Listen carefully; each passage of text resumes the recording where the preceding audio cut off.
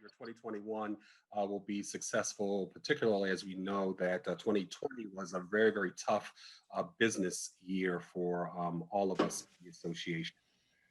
Again, I see a number of our board members here, so thank you for joining us. Thanks again also to members of PRSA Maryland. And what we like to say, people who are not members, our future members who will be joining us hopefully soon. And I'm also delighted to see a number of students on the line from Morgan, and I think we have a couple from UMBC. It is always important as professional communicators that we lay a pathway for young people who want to enter the profession. So we're very happy about that. And so to maximize our hour so that we can get started right away, it is really my esteemed and distinct privilege to welcome our panelists today, Mrs. Joy Bramble, who's founder and publisher of the Baltimore Times, Dr. Benjamin Chavis Jr., and then Reverend Dr. Francis Murphy Draper, CEO, publisher of the AFRO American Newspapers. So, first of all, if we could just go around one by one, and if you could tell us a bit about yourself, and in your estimation, the unique role that you play in the market. And of course, Dr. Chavis, you would talk maybe more broadly about the role of the Black press nationally. So let's start with, I'm glad to see Joy Bramble is also joining us from the Baltimore Times. So the National Newspaper Publishers Association, and David, thank you very much for letting us be a part of this a very important program about the Black press in 2021. The National Newspaper Publishers Association, we're the trade association representing African-American owned newspapers and media companies across America. There are 230 members currently in the NNPA. And of course, Dr. Francis Draper and Joy Bramble are two of our outstanding members. Do such great work with the AFRO and with the Baltimore Times. I would say that we are facing a lot of challenges, not only from COVID-19, but also the resurgence of the racial divide in America. Not just what happened on January the 6th, but what happened with George Floyd last year, the outcry for Black Lives Matter. But I would say this, and then I'll just let the others chime in. 2021, this marks the 194th year of the Black press in America. Since 1827, when Freedom's Journal was first published in March of 1827 in New York City, the Black press has not missed a beat, has not missed a week of publications. Some of the names and mastheads and titles have changed. For example, the Baltimore, the AFRO is over 120 some years old. And the Baltimore Times is well situated and trusted also in the Baltimore community. So we're glad to take part in this. I will give sort of a broad overview from a Black press perspective. Just personally, I've worked for the Black press since I was 11 years old. I first started writing as a journalist for the Carolina Times in Durham, North Carolina, when I was in the 6th grade. So I kind of grew up in the Black press and have been the CEO of the NNPA for the past 8 years. Okay, great. Thanks, Dr. Chavis. Dr. Draper. Well, first of all, good morning to everyone. Thank you, Dr. Marshall, for this invitation, and to Dr. Chavis and to Joy Bramble. Good morning. So you asked us to tell a little bit about our publication and a little bit about ourselves. I'm going to try to give you the elevator pitch about the AFRO as quickly as I can. But the year was 1892 when my great-grandfather, John H. Murphy Sr., at the age of 52, having served as a sergeant in the colored troops of the Civil War, decided that he wanted to be a publisher. He was a whitewasher by trade. The family story goes that he borrowed $200 from my great-grandmother and bought the press. And I find this pretty amazing. The name AFRO American was already in existence at an auction. He had been in business with 2 preachers, but they were better preachers, Dr. Chavis, than they were publishers. And so, great-grandfather and great-grandmother had 10 children, 5 male children, 5 female children, 5 girls, 5 boys. The boys all went to work at the paper, and the girls, if they wanted to, could, but they had to get the same salary. And so that was 128 years ago. Through the years, the AFRO has had various roles in the community, but one that has remained constant is as a trusted voice for our community. And so we are pleased that here we are now. I mean, the business has changed dramatically, and I guess we'll get into some of that. Yet, as our theme for 2021 says, we're still here. So I am a great granddaughter of the founder. It's a huge family, like many families are, but the founders had 2 children, so that led to so many more of us. And we are community servants. I mean, we get the news out from the African American perspective, but we also have always had a role and still have a role to advocate for the rights of African Americans. And so that's the brief overview. Dr. Marshall, I do serve as a publisher. You asked about ourselves, but I'm serving as a publisher right now, but we have a talented team of professionals who help us do what we do every day. How would you respond to the question, and I hear this more often than I'd like to hear it, is the Black press still relevant? We know it's had a storied and a wonderful history, but in 2021, where we have African Americans working at the Baltimore Sun, the Los Angeles Times, the New York Times, we have people all in social media who are able to advocate for and to promote the message of the Black community, including Dr. Draper was introducing me to this thing called Clubhouse. I guess I turned into a grandfather. I don't even know what that is, but I'm gonna Google it after I get off of this thing. But we have so many different outlets to get that story out about the African American community. Okay. Is the Black press still relevant today, and how would you characterize that relevancy now? Well, I'm sure that Dr. Draper can speak to this, but I'll just say the Black press in 2021 is more relevant today, more needed today, more trusted today than it was in 1827. So, you could just look at contemporary things that are going on. I know this is Black History Month, and I tell people all the time the best way to celebrate Black history is to make some more history. Well, the Black press, we document the history, we archive the history. And look what is going on now in America. We had a great transition, the role of the Black vote. I'm so proud of our newspapers in Georgia and other places around the country to help get out the Black vote, tremendous Black vote. And by getting the Black vote out, it helped change America. We have a new president, a new vice president, primarily because of the high voter turnout in the Black community, in spite of the voter suppression, in spite of those tactics to try to keep. So I'm saying that would not have been possible without the Black media, particularly Black newspapers and Black media companies. Yes, we print, but we also in the digital format, and we also in social media channels.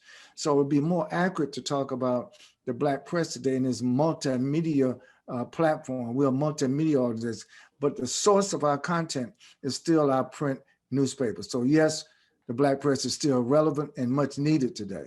In fact, it's interesting that some of the mainstream papers, like the Baltimore Sun or the Washington Post or the New York Times, they get content now from the Black press because we are rooted in our community. We have reporters, we are on the scene. We get stories that they can't get, quite frankly, because we're still trusted. Last point, the COVID-19 vaccinations. If there's going to be an increase in raising awareness of Black people, the importance of the vaccination, it's going to come through the Black press because we're still the trusted voice. So it's not only are we relevant, but why are we relevant? Because it's what Dr. Draper said earlier, we're trusted. I guess the other thing I want to add, Dr. Marshall, is this. Think about it this way. There are many African Americans that work for white-owned publications and media companies, but nearly not enough. The big difference, however, is that they're not usually in the decision-making seat. They're not the publishers. And so they advocate for the Black community. They have to go and get permission a lot of times to write the stories that they write. That's not in those organizations' DNAs for the most part. Even those who talk about diversity and inclusion, talking about it is one thing, doing it is another thing. All you have to do is survey the staffs of a lot of the majority-owned publications. But because we are Black-owned businesses as well, No one has to orientate us or orient us about, how to do this. We are a part of this community. And so we're sitting in decision-making seats. We're doing that, and we're doing that all the time. And as Dr. Chavis said, we are trusted. Let me give you this real quick example. You talked about the clubhouse. So I was in a clubhouse room, I don't know if today is Monday night for a long time. And the subject was the importance of the Black press. And a young man got up on the stage, and here's what he said. He said, I have a very successful business. He's African American entrepreneur. He said, and the white newspaper in my city wrote a story about my business. He said, but when the Black newspaper wrote that story, they wrote about me. They talked about my family. I told them things that I was afraid to tell the other reporter. And so the story that I am framing is the one that was in my Black newspaper. And this is what this person said just this week. Okay, so let me go into the third question here. Audience. So as you know, for public relations practitioners, everything for us is about getting our messages, these important messages, to our key audiences and our key publics. Can you talk a little, maybe go in a little bit more about who your audience is? So for example, I think there are a lot of misconceptions there. Do Black people who read the AFRO, the Times, and other Black newspapers around the country, is that the only thing they read? Are they dipping in and out of the New York Times and the Washington Post and then coming to you for additional information? Tell us a little bit about your audience to the best that you can, the demographics piece. Who are people missing in this audience as public relations practitioners if they're not accessing the Black press and Black publications? So I'll let Dr. Draper go first. Yes, go ahead. First of all, let me state the obvious. Black people are not monolithic. That's the first thing. We're not all the characters. I'm going to date myself, Dr. Marshall. We're not all the characters on the Cosby Show. We are varied in our interests, and of course, we read other things. We are great consumers of information, as a lot of people are. And so the Black press gives us that different angle sometimes and tells the story. Think about it. We can spend, and we do a lot online. I mean, I just have to say it. We just do a lot. We're constantly posting and we're on social media. This is a shameless plug. We're trying to get to 10,000 on Instagram. So follow us on at AFRO News, right? But we're not supplemental. We break news as well. And so people read us, follow us, like us, interact with us, engage with us because we're speaking their language. But in terms of your specific question for the public relations professionals who are on the line, listen, we are a trusted source. We've said it a couple of times, and we are on the menu, if you will, maybe at the top of the menu, not just the appetizer, but the main course of news for our communities. Dr. Chavis, you were getting ready to say something. Yes, I thank you, Dr. Draper. David, we did a national study on who our readers are across the country. And I'm pleased to report to you that the African American press not only has a plurality of readers from Black America, but we have a large percentage of Latinos, white Americans, Asian Americans, and Native Americans that read the Black press. 20% of our readers are white all over the country. And, there are 50, according to the new census, and once they get it all counted, there are about 50 million African Americans in the United States of America. And not only do we have sort of a historical legacy, but we have a contemporary dynamic where people go to the Black press, as Dr. Draper just said, not only to get the hard news, but to get the story behind the story, to get the story behind the headlines. And so we very much are very proud of the Black press, and we've diversified. We engage in the innovations, the digital transformation. A lot of us are still print first and digital second. Some are digital first and print second. And then we have some of our members now that are all digital. The famous Chicago Defender is all digital now. I'm very pleased with the diversity. When we talk about diversity and inclusion, the Black press, we not only articulate it, we practice it. A lot of our employees, yes, are predominantly African American, but we also have Latino and white employees. We are diverse in our editorial content as well. And I'm pleased to report that over the last 4 years, the millennials and now Generation Z active in our publications has increased by 20 to 30%. So we are intergenerational. We're not just one segment of the population. And we have a grant now with the Bill and Melinda Gates Foundation. And one of the reasons why we got the grant, we were able to do a third-party survey of not just our membership, but our readership.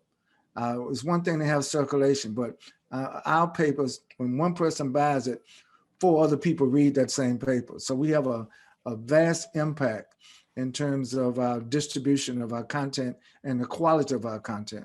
That's another thing. I don't want there to be an underestimation of the quality of the product that we produce, of the quality of the product that we distribute. And that is why I think we'll still have sustainability in the marketplace when almost 50% of African-owned businesses in the last 12 months almost went out of business.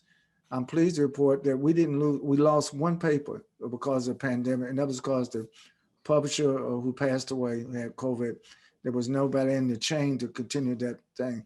But mainly our papers have not, while we're struggling, we are keeping our doors open, we're innovating, and we're doing those things to increase the sustainability. I would say this one thing because this is, PRSA.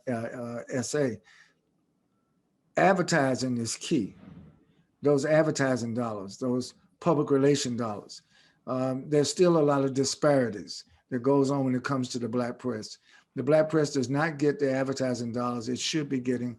And David, one of the reasons why, because of the ad agencies are not diverse, are not inclusive.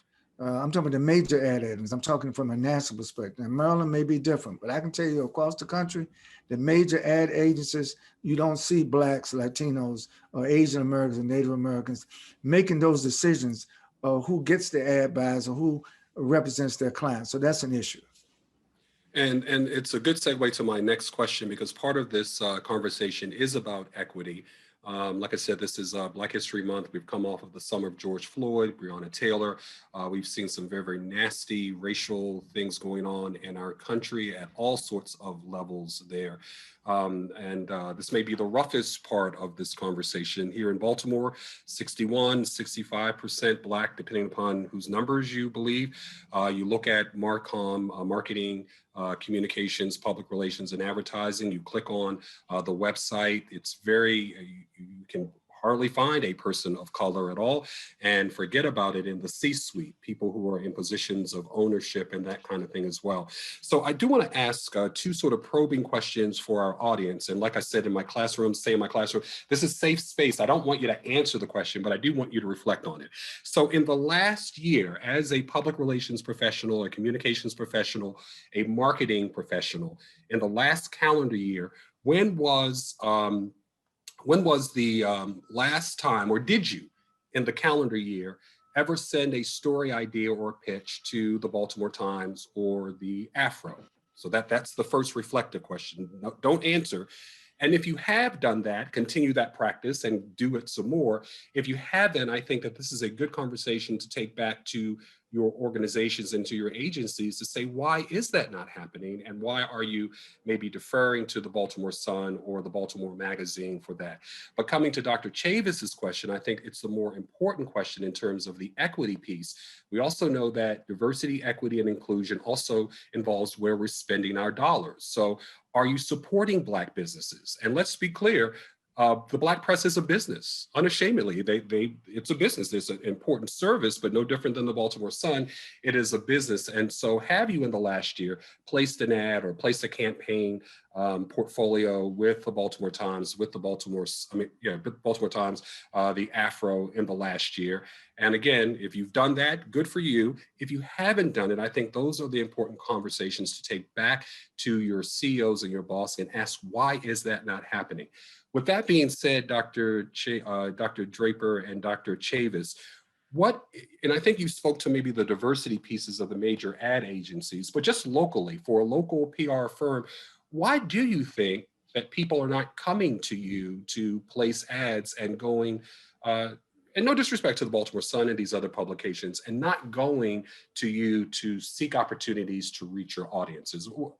Dr. Draper, what are your thoughts? What's the solution, I guess? That's the other thing. Let me see if I can rephrase your question a little bit. I don't want to presume to know why somebody does what they do. Okay, fair enough. That they have to come to grips with that themselves. But here's what we see.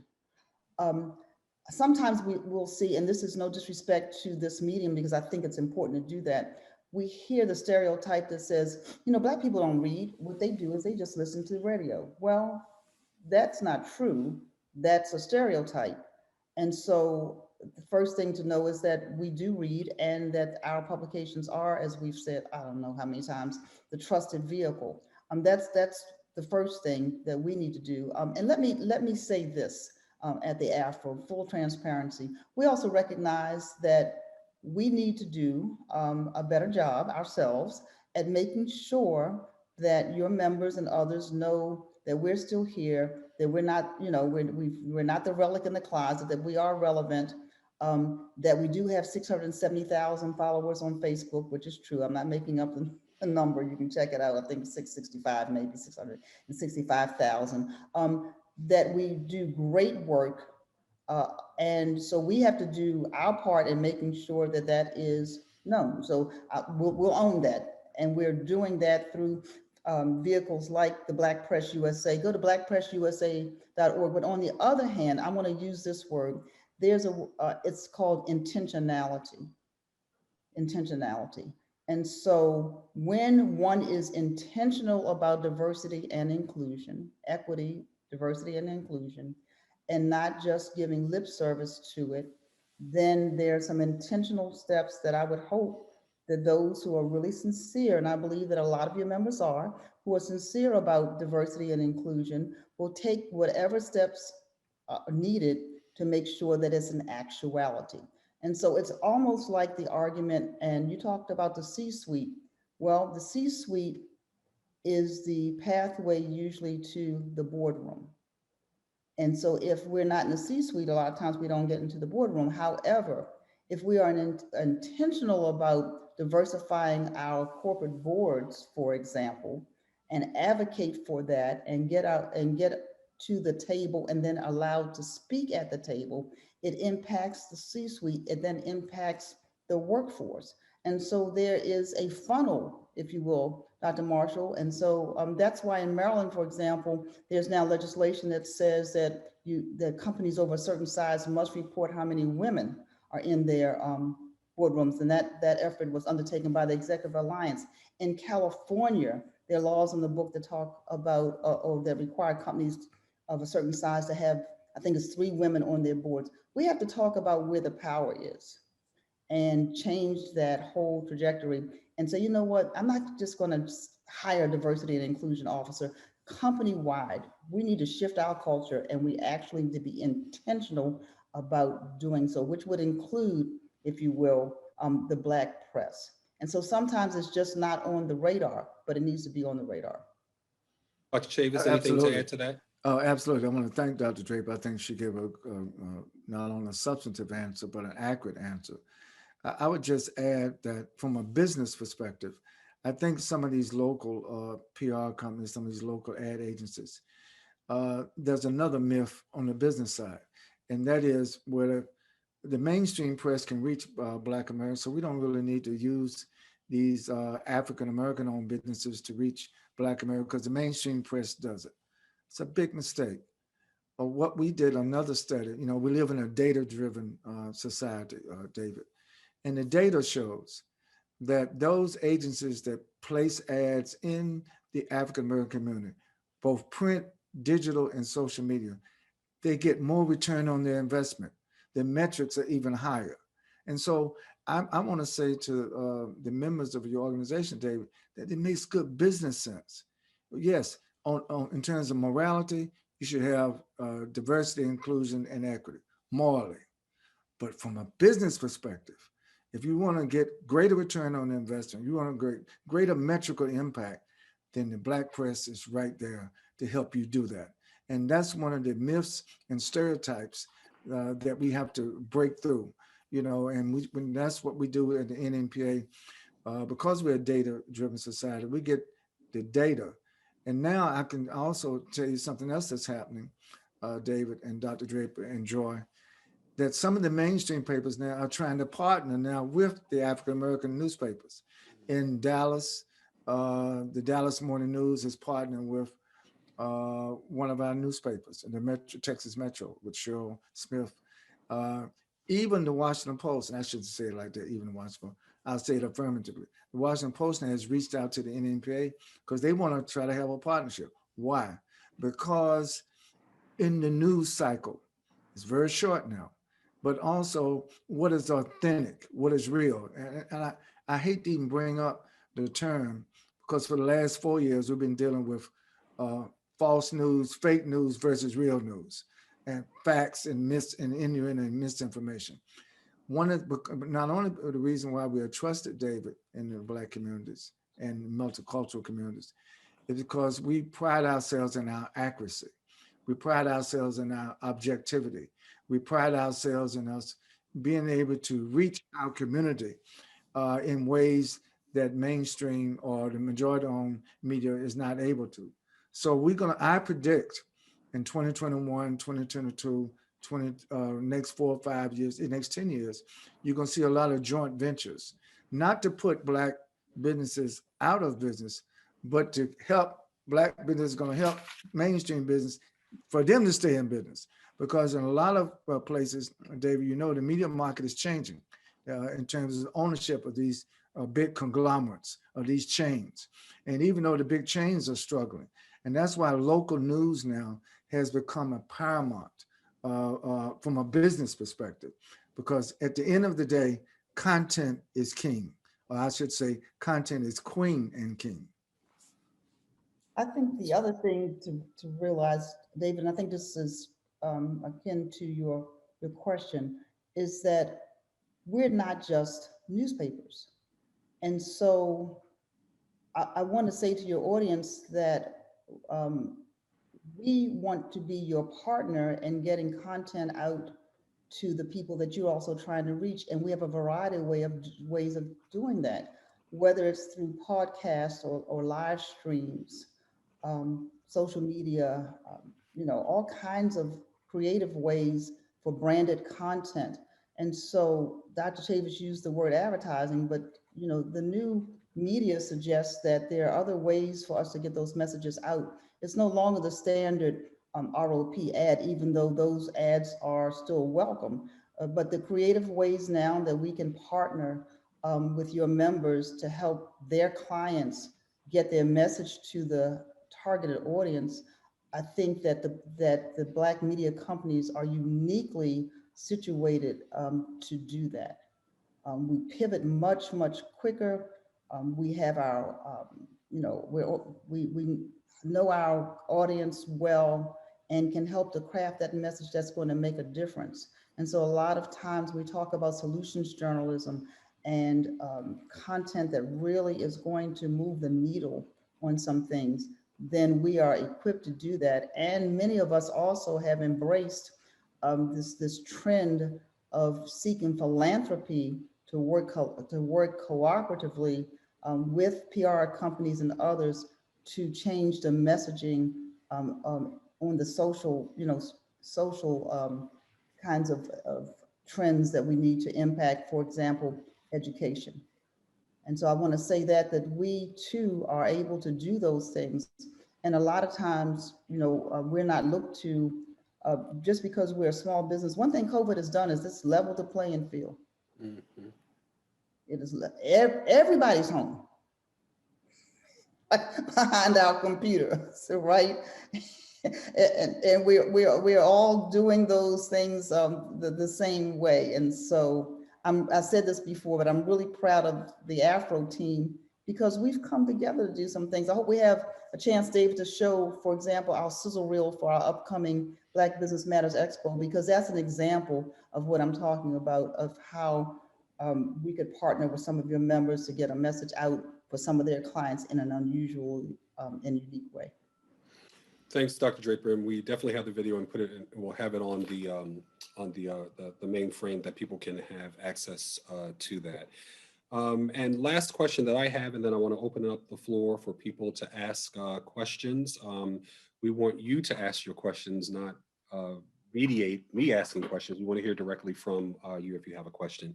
The pandemic and the vaccines. What is the role, and we have a number of people who are in health communication on the line. What do you see as the role of the Black press, especially in this whole area of vaccine hesitancy?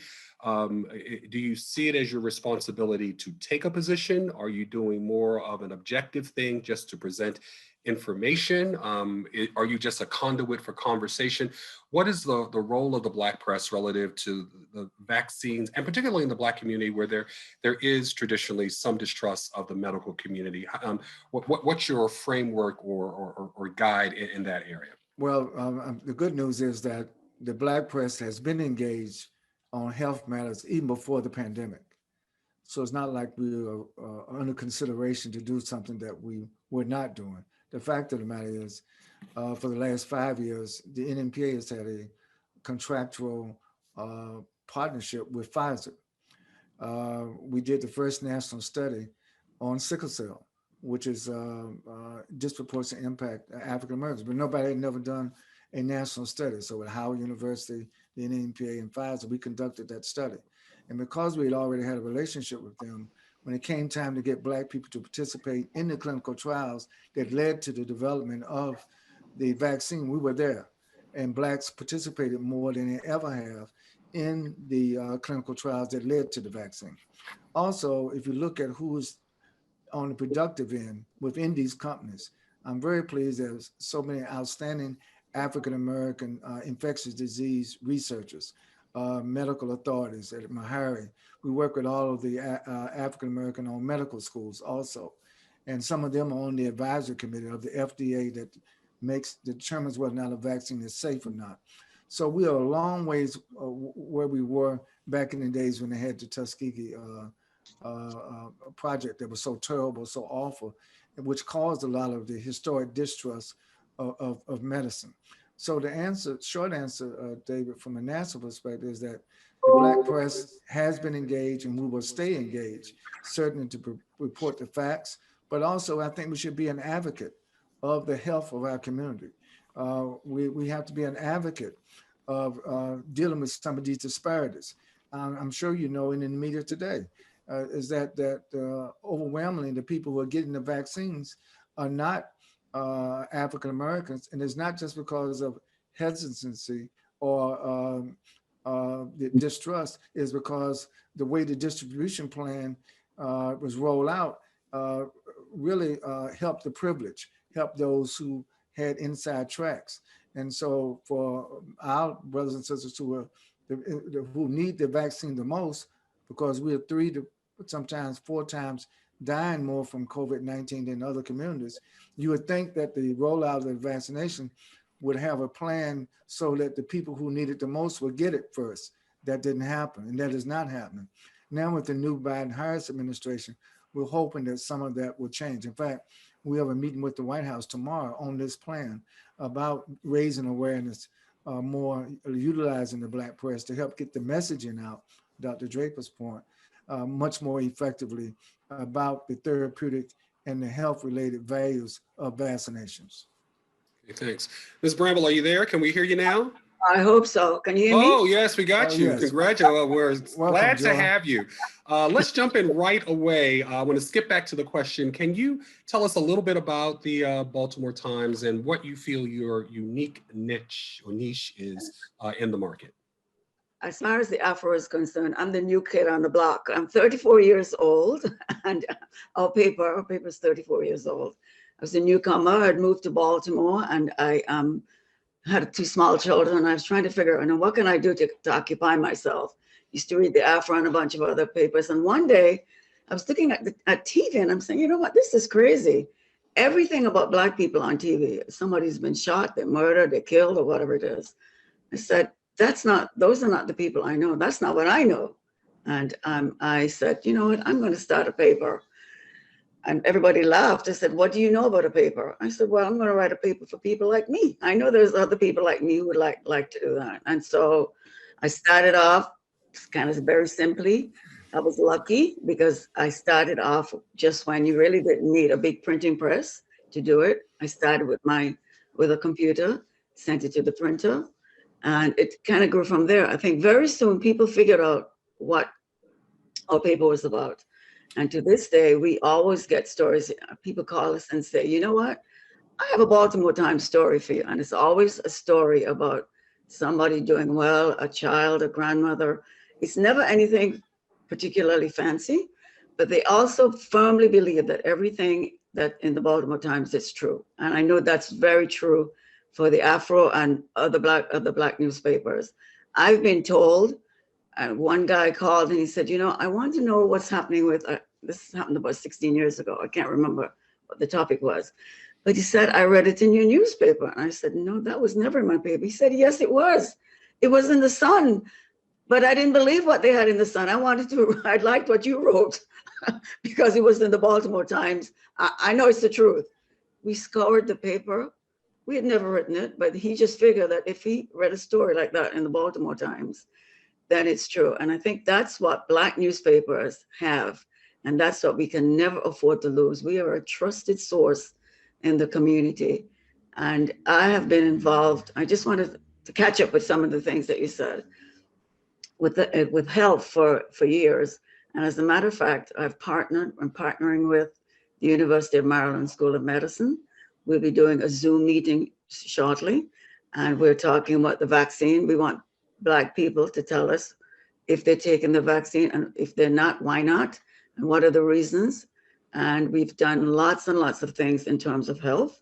And to Toni's point, it's not even just ads. What we've been doing for years is taking stories, and they have a fancy word for it now. It's called branded content, right, Toni? but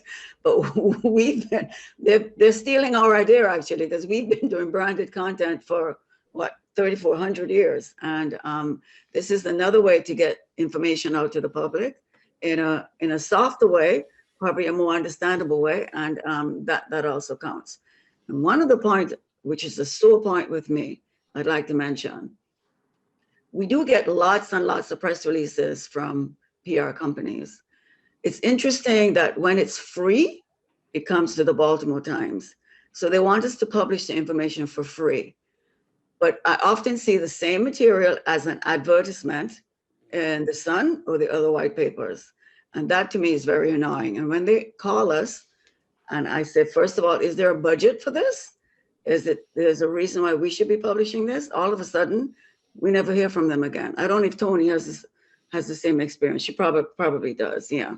And all the companies who call us because they have a nice event, and then we must come over.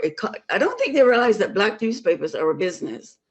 We have to pay a reporter. We have to pay them to go out to cover a story, and they do all of that, and yet still they don't want to pay us to run it in the paper. But they'll want us to run it for free. But then you see the ad turn right up in the Sun. And it's a really, really sore point for me. And sometimes when they call, I take a little bit of time to explain to them, there's a cost to this. Then they hang up. So that's basically, that's why I was waving around. I was hoping that Toni would say that, because it's really, really very annoying, because we are a trusted source. Probably if they put their ad in the paper, in our paper, they're more likely to go and buy whatever it is they're trying to sell rather than in the Sun. Thanks, Ms. Bramble. And this brings us back to this whole issue of the equity piece. And I think the you use the word irritating. At the same time that we have companies communicating the value of diversity, equity, inclusion, the behaviors sometimes don't match their branded content on their websites as well. So it's a very good point to have, and glad to have you. I would like to take the opportunity to open up the floor. If there is someone who has a question, we definitely invite you to do so. If you could raise your hand with your emoji, and then Deb will find you and unmute you, or you can unmute yourself and just jump in and ask the question. So there are 70 some odd people. Somebody has a question.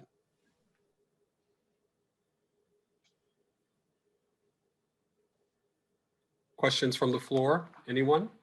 Okay, Andre, we see you. If you can unmute yourself and ask your question, and would you introduce yourself, tell us who you are, and then ask your question. Good afternoon, everyone. I'm Andre Riley. I'm the Director of Communications for Baltimore City Public Schools and a proud new resident of Baltimore. So it's good to see our local papers, especially their representatives. I haven't had a chance to meet many of you directly yet, and I look forward to it. My question is, as a school district, we're looking for ways to collaborate on content with our African American outlets. Or just with our outlets that are just, not the typical mainstream white outlets. A lot of our audiences, as was mentioned, they have great trust in the Baltimore Times, in the AFRO.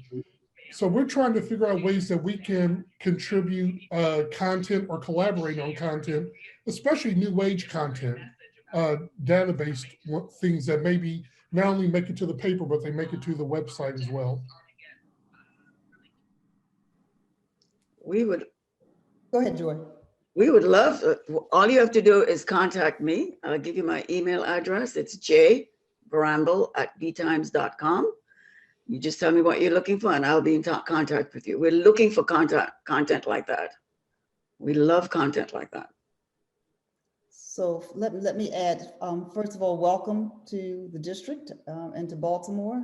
Glad to have you here. Ours can go to editor@afro.com, but we're very intentional about our educational coverage.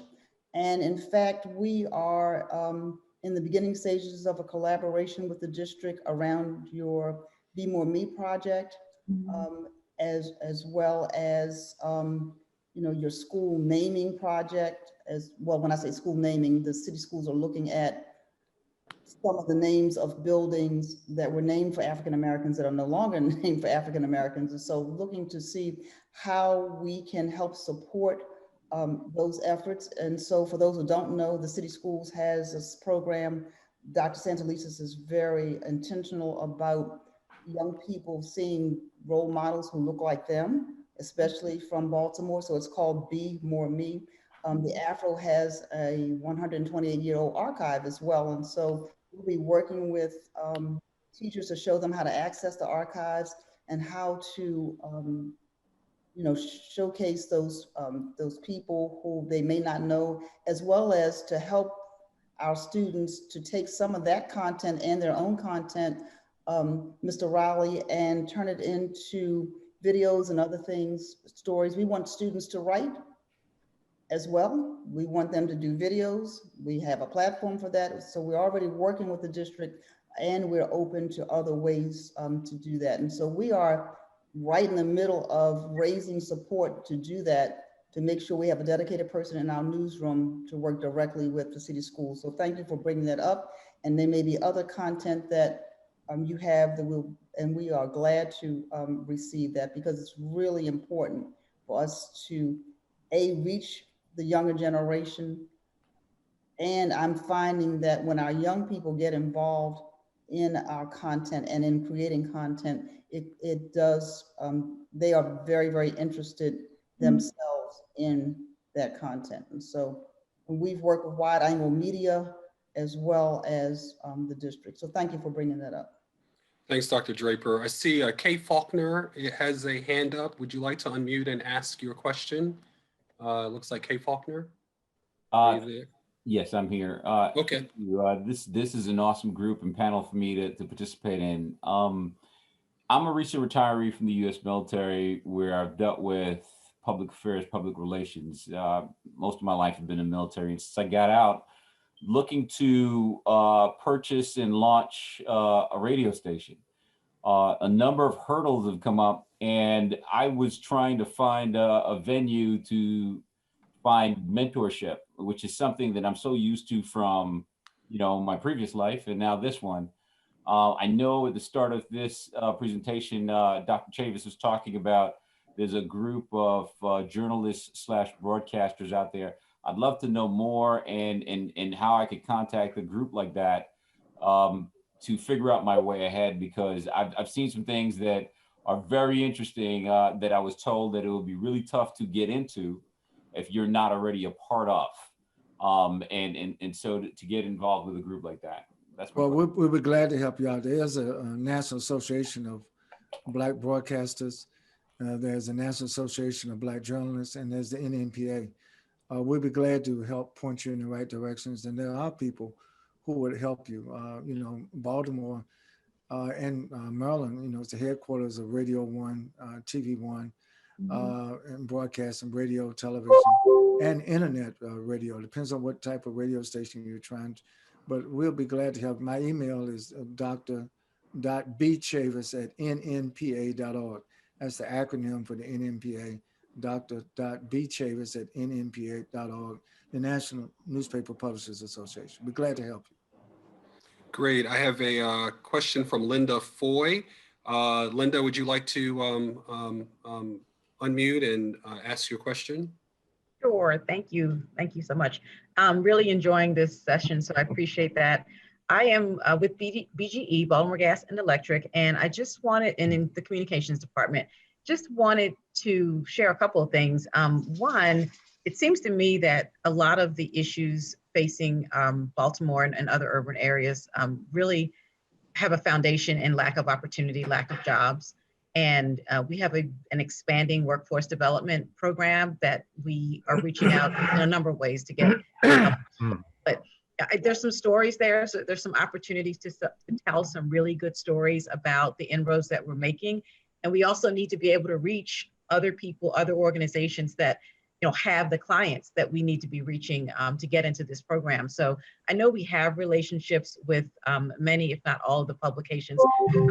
I know Dr. Draper met with our CEO, Kareem Kusami, last year, I think, when he came on board. So we have really good relationships, but we're always looking to build on those.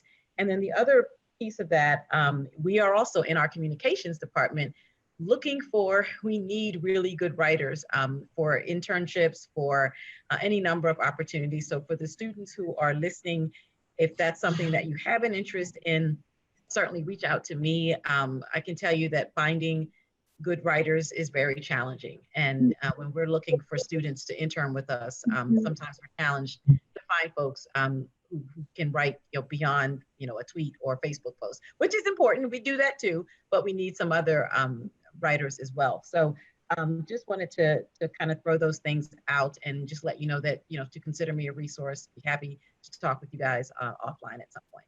Thank you. When we're talking about advertising with our local papers, one of the things that we've not done well in city schools is come up with a cohesive, program. And I think that's what many organizations like us, we struggle with that same, bit of connectivity. We know how much money we're going to have in a given year to spend on advertising, but we don't do a good job of setting our expectations to come to you all. What's the best way for an organization to make that approach? Is it just saying, hey, I've got a pot of money, I want to spend it with you? Or do you guys offer programs or opportunities or, scalable options? Kind of like you would for, let's say, a display ad. You can buy a quarter page, you can buy a half page. What's the best way to make that approach? Let me say this, and there are a lot of PR professionals who are on this call and certainly would say, hey, you could work with us. And so that's one route to go. But the other thing that we try to do is let's sit down first and find out what your objectives are. Let's find out what are you trying to accomplish? And then can we build, I don't think McDonald's will sue me for this, but can we build a happy meal In other words, what's going to be on the menu for the budget that you have to spend, but most importantly, what are your objectives? What are you trying to do? Because when we sit down and we develop a comprehensive public relations, advertising, marketing plan that includes using, our product, we certainly couldn't speak for someone else's product. We want to make sure that when you're selecting from that menu, you're getting the best bang for your buck, and that it's measurable for you. It includes not just your paid advertising, but also is coupled with our editorial coverage. Too often, and it's not as often as it was, editorial stayed on editorial side, advertising stayed on advertising. That is an old, outdated model. We have to do this so that you get, as I said, the leverage that you want based on the budget that you have. Having said that, if you have a Volkswagen budget, we'll be in the Volkswagen lane, right? We'll try to leverage it. We'll try to leverage it to get you to the Mercedes lane. But sometimes, sometimes, let's be honest, sometimes people come and they want, blood out of a turnip, and it's just not going to work. And you're not going to get the results because you ran one quarter-page ad. In fact, if you had lofty goals and you said, I want to do one quarter-page ad, I would probably suggest you do something different. Yeah.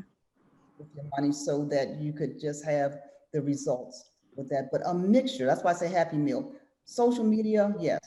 AFRO.com, yes. Some print depending on what you're trying to do and who you're trying to reach, for what time period and with what and with how much money. So it's a whole process. We'd be glad to sit and talk with you about it. Great. And we have coming up until 3 minutes out. I want to be respectful of everyone's time. When I'm teaching, class starts on time and it ends on time every single time. So we're going to get out here at 12. I'd like to give maybe a minute each for each of the panelists to have a closing thought or make mention of something that we overlooked or omitted at this point. And as we're doing that, I want to thank our distinguished panelists for joining us today. I have a page full of notes, and this is my area, communications, and I learned a lot today. Thank members of our board, all of you, PRSA Maryland, people who came out, our students there, but I want to give the last words to our panelists. So Mrs. Bramble, would you start? Anything else you want to say? Okay, well, first I'd like to pick up on Dr. Draper's statement just now. Basically, that's what we do. When you come in and you'd like to place some ads with us, we kind of sit you down and discuss what you're doing, what your needs are. Because sometimes, as she said, you have a Volkswagen budget, but you really want to have a Ferrari thoughts. And that doesn't work. We always try to help you make your goals. And there are lots of things that we can do. It doesn't necessarily have to be a full-page ad. You probably might do better with a quarter-page ad and some other things. So basically, that's it. I'd like to thank all of you, the panel this morning. I'd like to thank Dr. Marshall for doing this. I hope that we've established that the Black press is a very needed institution for a variety of reasons. I could give you 10,000, but I won't, since I only have a few minutes. But we welcome your questions. We welcome your calls. We welcome your stories, and would like to say, as I said, thank you again to everybody listening to this morning. Thank you, Dr. Chavis. We have about a minute. Yes, I'll be very short. I'm very proud. I want to thank Joy Bramble from the Baltimore Times, Dr. Francis Draper from the AFRO, and thank you, Dr. Marshall. On behalf of the NNPA, just want to say that the Black press is resilient. If you want to do business, if you want to have impact in Black America, you have to utilize the Black press. And Dr. Draper, your best 30 seconds. Thank you, Dr. Marshall. Thank you, PRSA, for this opportunity. Thank you for being attentive to this. And let's work together to move the needle. We've been having these diversity and inclusion conversations for far too long. It is time for us to actually move that needle so that there is true equity. And I'll say for the Baltimore Times, pick up a copy of the Times, subscribe to the AFRO, become a member, go to afro.com, sign up for our Black Business Matters Expo. It's free. It's free. It's free, and we're glad to see you there as Robert Smith shares with us ideas about how to become a millionaire. Great. Thanks a lot, everyone. Really appreciate you. Thank you again, Dr. Chavis, Mrs. Bramble, Thank you. Dr. Draper. You are amazing. Thanks again, and we'll see you for the next event. Have a great afternoon, everybody. Thank you so much.